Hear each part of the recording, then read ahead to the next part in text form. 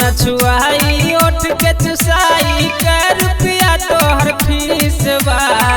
अरे चाहत कितना बड़ा कुछ ना अरे जब न छुआई ओठ के चुसाई का रुपया तोहर फीस बा। आबाया बाबू तो है क्लियर बता दे एक दमाया कसौदी सबा।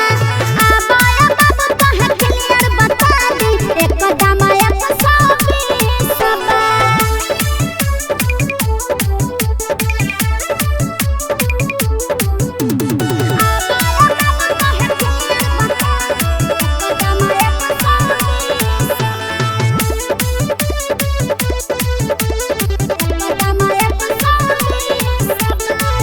छुअल चाहतानी तोहर चिकन चिकन पेट हो।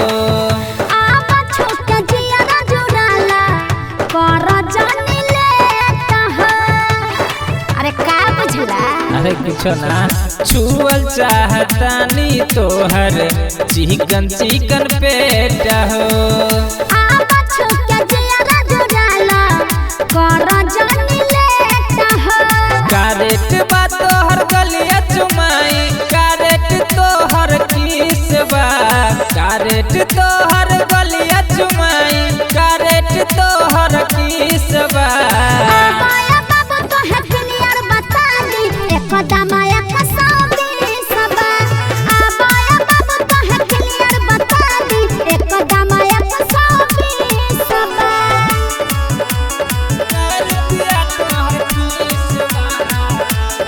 Music by Mantu Mani.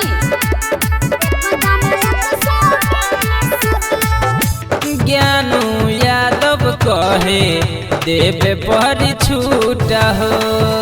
Sanjeet सरगमा माजा लाना पूरा लोट हो। अच्छा साचो कहता रुका हाँ ज्ञानू यादव कहे देवे पर छूट हो। संजीत सरगमा माजा लाना पूरा लोट हो। मोहन यादव कहे फूल मतिया से तोहर दाम 25 बा। मोहन यादव कहे फूल मतिया से तोहर दाम 25 बा। आबाया बाबू तो है क्लियर बता दे एक दमाया कसौदी सबा। आबाया बाबू तो है क्लियर बता दे एक दमाया कसौदी सबा। जब न छुआई ओठ के चुसाई का रुपया तोहर फीस बा।